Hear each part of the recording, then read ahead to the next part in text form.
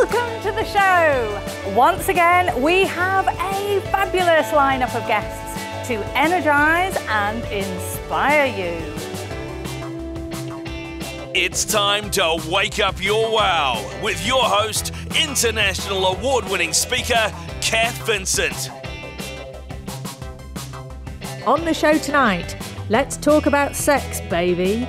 Naturopath and biochemist David Holden explains men and women, the birds and bees, hormones and your sex drive. International belly dancer and fitness instructor Laura Gregory shows how you too can have the body of a goddess. And TV host, speaker and relationship expert Sean Jacquet tells us how to love our kids and let them go.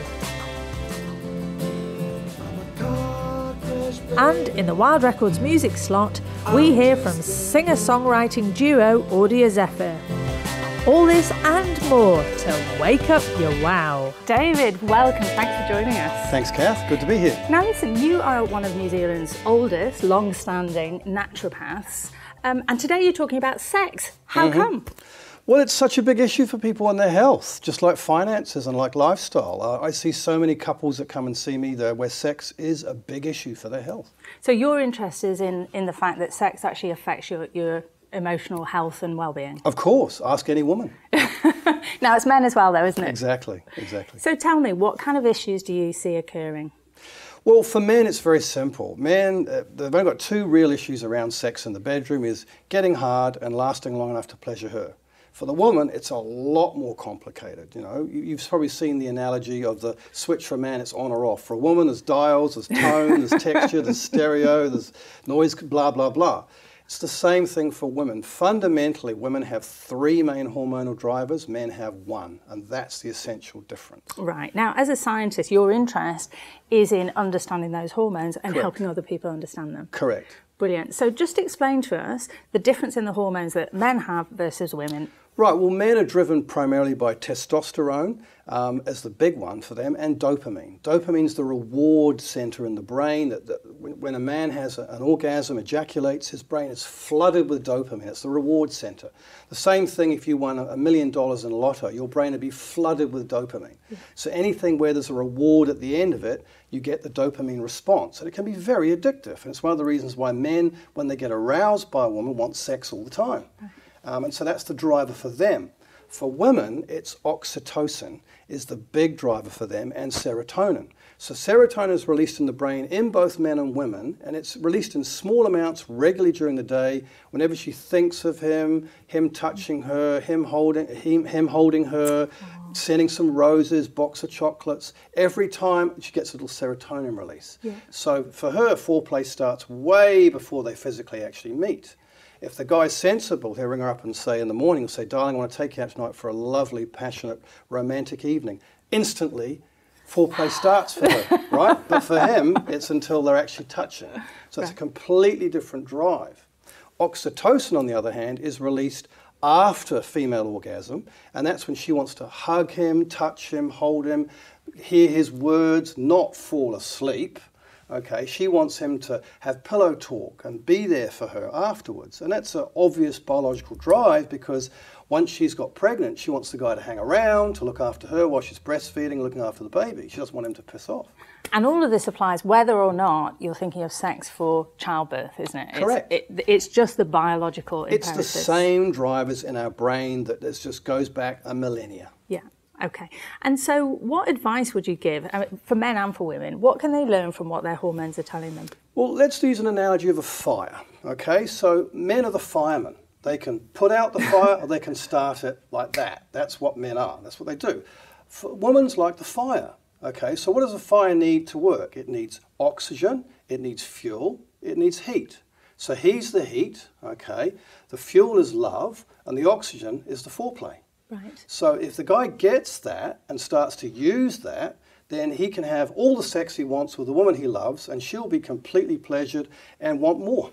So it's a win-win for both. So specifically, let's take them one by one. Your advice for men, top three, to understand the hormones, what top 3 tips would you give them? Watch her cues. Yeah. Slow down. the common complaint I get from women is he goes too fast. Yeah. Slow down, put on the brakes, listen to her cues, see when her pupils dilate, when her nipples get hard, when she thinks she wants you. Learn those cues. The big one for men would be well groomed, smell nice, look nice, be attractive to her. Okay, sure, if you've had a day pounding out the concrete and you're on the building site with the guys, it's rough as, that's a blokey environment. But when you're in the romantic restaurant and you're thinking of the bedroom afterwards, start focusing on what she wants, what turns her on, not just what turns you on. So that adapts his thinking to her thinking. Correct. How can the reverse be true? What should she be doing? Okay, so for women, 2 things women should never criticise with a man: his driving and his sex performance. Okay? If you criticise, if you criticise his driving or what he's like in bed, you've lost him. It's He's only gone. the driving. It's only the driving I criticise. So for women, I guess, guys have very, very simple needs. Most women know intuitively what men want. They want an attractive woman, show a bit of cleavage, nice curves, smell nice. Women do that naturally anyway. The guys could learn a lot from that for women. So for women, I think it's really just be attentive to his needs, know that he has a different complete driving system to what you have, and you want to sustain his interest long enough so that you get longer foreplay, and then he has better sex, you have better sex, it's a win-win. And overall, what kind of impact can all of that intelligence have on your health? Huge. Emotional wellness is massive. So it's as important as the money in your bank account. So if you feel loved, nurtured, you have a good sex life, you've got a job you enjoy, you've got a really good relationship with your kids, your family, your wellness coefficient, as I call it, is really, really high. And you have a massive resistance to disease. And that's really what it's all about. Brilliant. Thank you. Thanks so much for joining us today, David. You're welcome. My pleasure. Next up, belly dancing queen Laura Gregory combines fitness and sensuality. Welcome, Laura. I'm so excited that you're here. Thanks for having me. Looking fabulous, I must say. Thank you.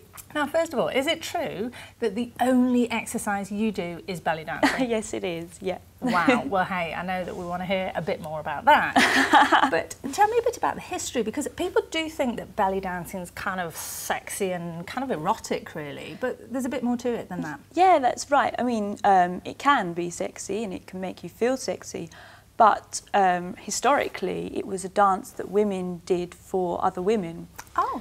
For other women? Yes, yeah. Wow, why? So there's 2 reasons. So one of them was it was a kind of celebration of femininity and fertility. So special occasions, like it could be a bridal party or a baby party. The other reason was to prepare the woman's body for things like childbirth, and also to kind of relieve PMS symptoms, because the pelvic movements kind of really are good for us down there. Wow. Now, this is a very sexy show, isn't it? We're talking a lot about yeah, it is. It's turning out that way. And one of the things that appeals to you were saying to me in the break, that actually there are so many health benefits. Yeah, that's right. Give us an idea of some of the reasons that you think all women should be doing belly dancing. That's right. So first thing is body image and body confidence. So when I started dancing, I start to feel a lot better in my body in everyday life. I feel sexier. I actually enjoy. I'm more sensual. I enjoy sex more and think I'm better at it. That's one of them. For me, also as a de-stress. I mean, all exercises, it relaxes us, but belly dancing in particular, it's the movements you need to do, your body has to be relaxed. So when you relax your body, your mind follows. Right, okay. So this is belly dancing is a really ancient ritual, if you like, an ancient dance, but you're bringing it into the modern day as a fitness workout.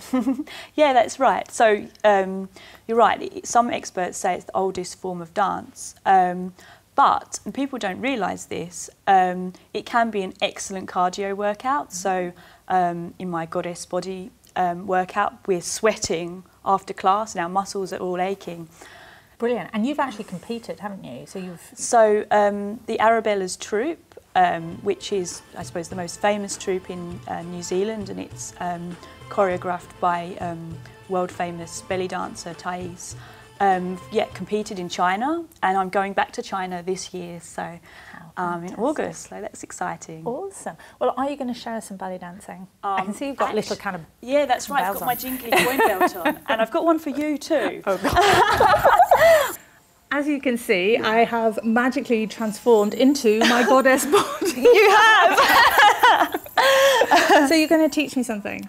That's right, so we're just going to do like a couple of basic moves. Okay. So we'll start off with our hands above our heads, and we'll just bend our knees slightly and tuck our pelvises in. Okay.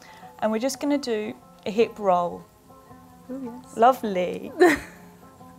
So this is quite natural, kind of, once we get used to it, it's quite natural movement for women to do. It's quite natural, except with the studio. Yeah, I know. No, you're doing well. Okay. Nice, no, you're doing really well. Stop laughing. Cool. So that's the one with the hips. Next, we're going to focus on our chest. So if you like, just for now, you can put your hands on your hips. And so we're going to move our chest in a vertical circle. Right. Okay, so we're going to try and isolate that from the rest of our body. Okay.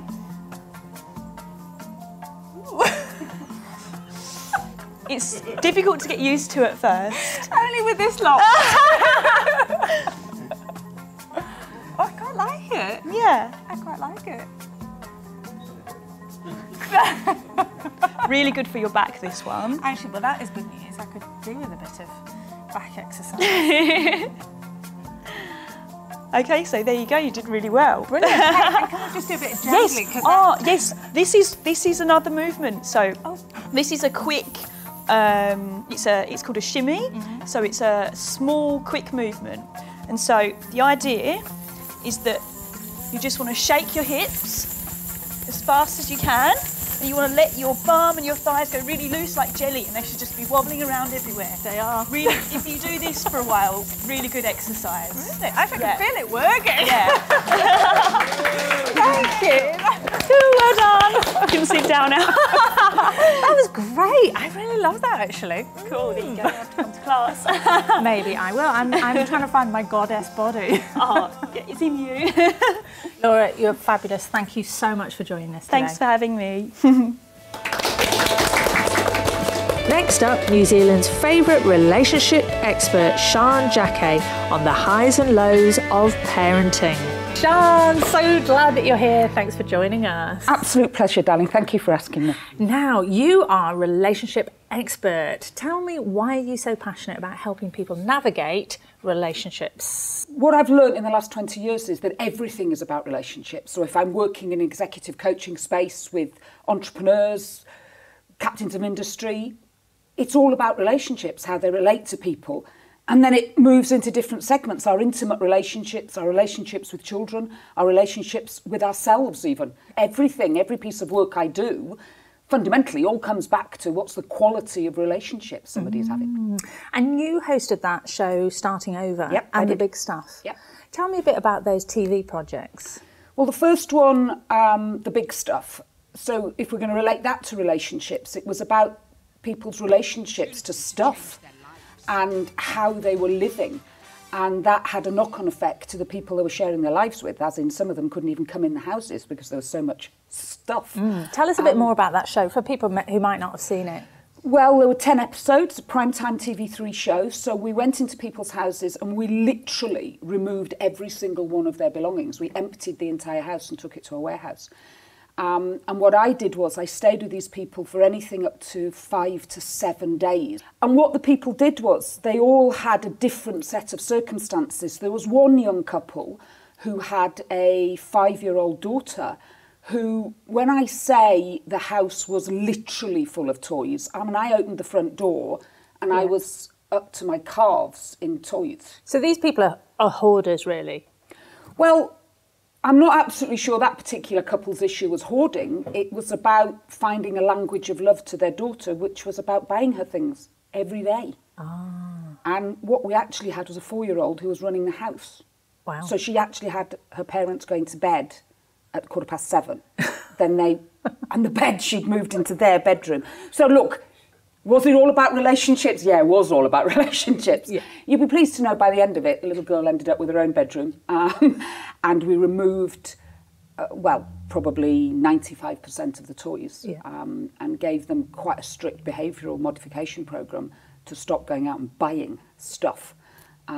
So the big stuff was really about things that people accumulated in their lives that were stopping them living the lives they wanted. And everything that you've done, the common theme is about helping people move forward to live the life that they deserve. So give us some idea of how relationships impact people and what they can do about it. Well, not to be left out, I now want to talk about sex. That wasn't actually why I came, but we can't body swerve this. Do you want to do some belly dancing? No. Trust me, that we don't want. Otherwise, this ain't going to go to air. Look, I've been on this earth quite a long time now. Okay, the number begins with a 5. It's not that long, is it? Does it begin with a 5? It begins with a 5. Good for you. And if we're actually going to talk sex and we're going to talk about intimate relationships, one of the areas I do quite a lot of work with is with families. Yeah. And I'll be called in because the manner in which the family isn't working, and usually it's because teenagers or whatever are acting out. But it's actually the parents I end up working with. And this is the world according to Sean. It doesn't make me right. Well, actually, it does make me right. But what I'm trying to say is that all families start with parents. So my belief is that if you choose to bring kids in the world, the priority is to look after yourselves. So looking after the intimacy of your relationship, finding time to be together. Yeah. You are not a parent all the time. You need to find a space where you are the person you were before you brought these squatters into the world. And if I look at most relationships that get into crisis, it's because they lose their way within that. And I think in today's world, the phrase they use is helicopter parenting. Well, it's a ludicrous way if you actually stop back and think about it, because you're not preparing kids for a life of independence. Now, I don't know any parents who brought kids into the world with the intention of keeping them in their living room until they were in their 70s and 80s. But until parents understand that actually the job is to create independence, and you do that by teaching them that it's okay for two adults, i.e. you as the parents, to have intimacy of a relationship, and withdrawing from being there with kids all the time, going away for the night, going out for date nights, and working hard on actually sustaining a sexual relationship. That I think there's a lot of people that I work with who you get very tired, there's a lot of pressures in life, there's jobs, there's money, we live in New Zealand, so a lot of people I work with have emigrated to New Zealand, and the pressures of life tear the intimacy of their relationships apart. And I would be saying that that's where all relationships begin and end. That if you can wake up together and smile and think, yep, that's the person I actually want to wake up to, and you can go to sleep thinking, yep, that's the person whose head I want to be next to on the pillow, then the chances are you are going to survive a lifetime of a relationship. But it is that intimacy, and sex is a fundamental part of every relationship, and body swerving it and pretending it's not important creates gaps and spaces in lives that a lot of the time are very, very difficult to mend. When I start working with couples and families, that's one of the questions I will ask them. And if the intimacy in a relationship hasn't been there for over a year, I know I'm in for hardcore work to get them back together. You're absolutely right. People get overtaken by the lives of their children, don't they? Absolutely, they do. So if someone's sitting here listening to this and they go, I can see that is creeping into my relationship, because it kind of creeps in over time, what initial steps would you advise them that they can take right now? Ask yourself a fundamental question. Why did you bring children into the world? What is it that they're there for? You need to create a vision. So what is success going to look like? Now, if your vision, as I say, is having your kids sitting in the living room with you when you're in your 70s, then rock on, because that's exactly what you're going to get. Yeah. But if you want to be looking at kids who have a life where they know how to make choices, they know how to be emotionally robust and emotionally independent, that they're not looking to you as parents, create the vision. What is it? What kind of young people, what kind of human beings are you part of creating? Yeah. Don't just presume they're going to end up being independent adults, because they're not, unless you teach them. Is it more common now that kids don't seem to, you know, in my day, you know, kids were a bit more self-sufficient. You know, I hear so many people say, oh, kids don't do a darn thing around the house. Is that reality, or is that just... It absolutely is reality. Again, this is the world according to Sean. I think there are several reasons for that. If I look at my own life experience, I think that if you're a working mom, and again, you know, I was the generation that went out there and did 70-odd hours a week and had 3 kids under 5. I'm not absolutely quite sure how I did it, but my kids learned how to use... She had sex. Yeah, I had lots of sex. My kids all learned to use a microwave years before they should have done. I think what we've got is we've got mums who are very guilty. So when they do come home, they create these Mickey Mouse worlds where they want to do everything for their kids. They want to buy them everything and they want to do everything to try and fill that gap of not being present. I also think that there is a preciousness that is born of fear, that the world we live in, if we actually absorbed every bit of news and everything that was written in the newspaper and everything we hear in the school playground, as parents, we become very, very fearful. Everybody's world is challenging, and as parents, you want to keep your kids close and keep them safe. But I would say that's not actually our job. Our job is to prepare independent young adults. Yeah. And actually, you've been involved in this fabulous book, which is I have. Parenting by the Stars.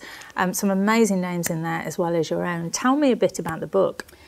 Well, 2 young ladies, Marie and Paula, came up to me and they'd had an idea that they wanted to collect stories from, I'm laughing, stars, celebrities, I'm not quite sure what that means. But anyway, TV personalities. people that the public know. Yeah. And what they wanted to do was kind of offer them an opportunity to see that the challenges that we have as parents, everybody has. And there's some great wisdom in this book. It's easy to pick up, flick through, and I think be inspired and a bit supported. One of the other things I do want to say is that the whole purpose of the book was to create some funds for Dyslexia Foundation of New Zealand. Both of these ladies who put this book together are moms, and it's something that they're very passionate about, and I am too. I mean, I am actually dyslexic, so it was a fabulous opportunity to raise some funds, raise some awareness. There's recipes at the back which are quite funny, and every single penny goes to the Dyslexic Foundation. So please go out, get yourself a copy, give them as presents. It's it's quite inspiring. Beautiful. Hey, thanks so much for joining us today. Pleasure.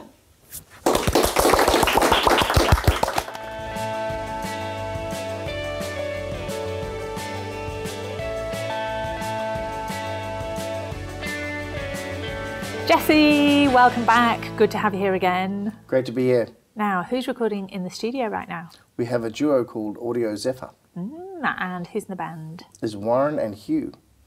And I first met these guys at a party just recently, and they played amazingly, and everyone was listening to the music, and we thought we'd better get them on the show. So you're going to parties, scouring, looking for talent, and pretending it's work? Absolutely. And of course, because the whole show's been about sex this week, all songs are basically about relationships and sex.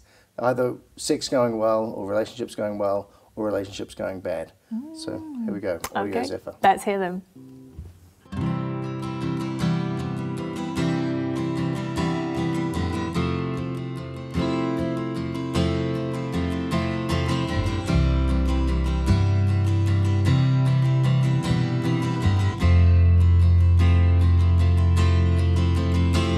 I'm a car crash, baby. I'm just a wreck. I'm a car crash, baby, since you left.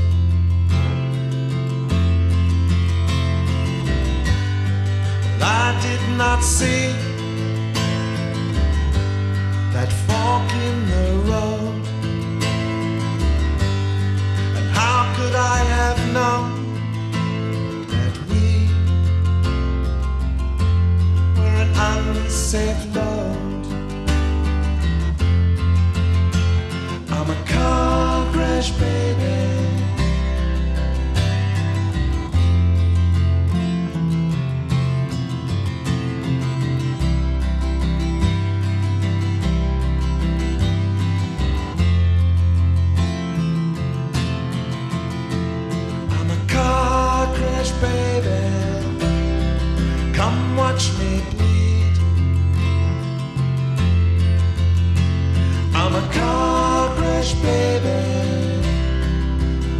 rescue me.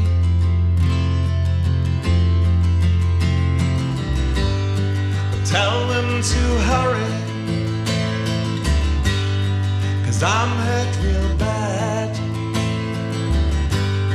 And try not to worry, and don't you be sad. I'm a car crash, baby.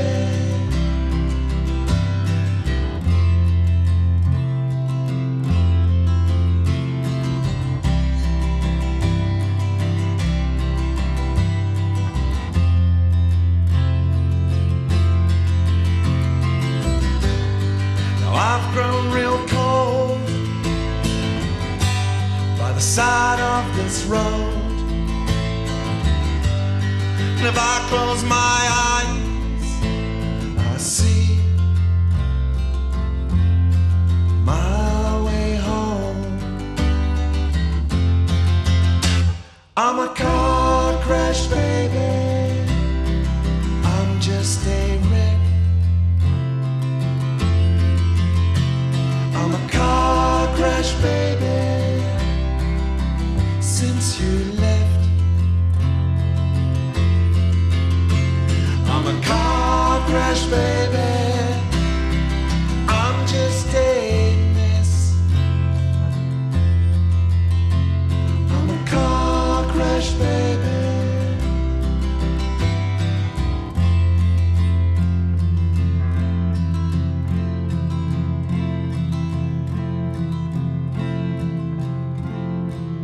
Car crash, baby.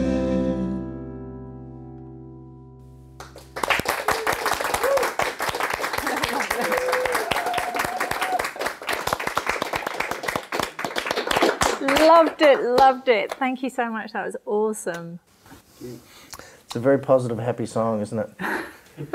Yes. So what's the song about? I think it's pretty self-explanatory, but yeah, relationships that Yeah, go go south. up and down. Take a left, then a right. A left and a right, and then sometimes... Off the road. You do quite a mix of styles, don't you? Because so it's not all ballads and it's... Yeah, we do a little bit of upbeat stuff. Yeah. Bit of country. Bit of country and a bit of rock and roll.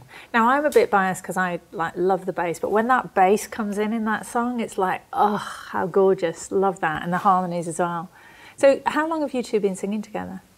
On and off for a few years, but Years, yeah. I mean, yeah, on and off. Yeah. He's busy, I'm busy. Yeah. Of course, I first met you when you were working on my electric guitars. So you do, do you do acoustics and electrics? Yeah, guitar tech, doing anything that needs to be done to a guitar, yeah. Cool. And Ben, who's been involved with the show quite a lot, Yep. gets his guitars done with you as well. Yes, he does, yeah. Cool. That's my day job, as it were. Yeah. So it's music through and through for you, isn't it? Yeah, it is, yeah. But nobody really pays you to play, so... Yeah. Well, it was bizarre to turn up the other night at the party and see you up there and just loving the music. Yeah. So what would your Really influences be, you reckon? Everything, really, that I've heard since Speak. Starting with Elvis. Cool. Not a bad influence. No, not at all. Thank you so much for joining us today in the studio, and keep doing what you're doing. We love it. It's very good. My thanks to all my special guests, to David, to Laura, to Sean, to Warren and Hugh, and our very own Jessie Wild. And until next week, don't wait to wake up your wow.